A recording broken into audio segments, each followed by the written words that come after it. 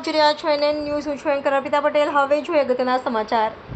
રાજકોટ શહેરના university police સ્ટેશનમાં નોંધાયેલ લૂંટ તથા આજીડેમ પોલીસ સ્ટેશનના મારામારીના 2 ગુનામાં છેલ્લા 4 મહિનાથી નાસ્તા ફરતા આરોપીને ઝડપી પાડતી સુરત શહેર એસઓજી ટીમના માણસો શહેર વિસ્તારમાં પેટ્રોલિંગમાં હતા. તે દરમિયાન એએસઆઈ જલ્લુભાઈ મગનભાઈ તથા હેડ કોન્સ્ટેબલ રામજીભાઈ મોહનભાઈને મળેલ બાતમીના આધારે પુણા ગામ ગીતાનગર પાસેથી આરોપી મિલન સંજય કુમાર ખખ્ખર ઉંમર વર્ષ 30 રહે F104 Laxman township Jivraj park Rajkot વાળાને ઝડપી પાડવામાં આવેલ છે.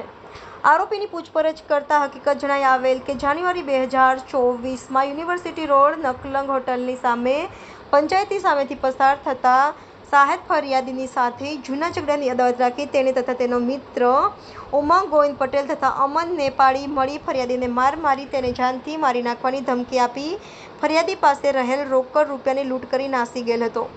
ત્યારબાદ જાન્યુઆરી 2024માં તેના ફરિયાદી ઘનશ્યામભાઈ રસિકભાઈ યાદવ રહે રાજકોટ વાળાએ આરોપીને ગાડી વેચાતી આપેલ તે બદલ ₹80,000 ફરિયાદીને આપેલ ન હોય જેની ઉઘરાણી ફરિયાદીએ આરોપી તથા તેના મિત્ર પાસે કરેલ, પરંતુ આરોપી આપવા માંગતો ન હોય જેથી ફરિયાદી સાથે ઝઘડો કરી તેની ઉપર ચપ્પુ વડે હુમલો કરી નાસી પકડવાની બીકે રાજકોટથી ભાગી સુરત ખાતે આવી ગયેલ હોવાની હકીકત જણાવેલ છે. ઉપરોક્ત આરોપી નીચે ગુનાઓમાં નાસ્તો ફરતો હોય જેથી તેના વિરુદ્ધમાં કાયદેસરની કાર્યવાહી કરી આરોપીને રાજકોટ પોલીસને સોંપી આપેલ છે.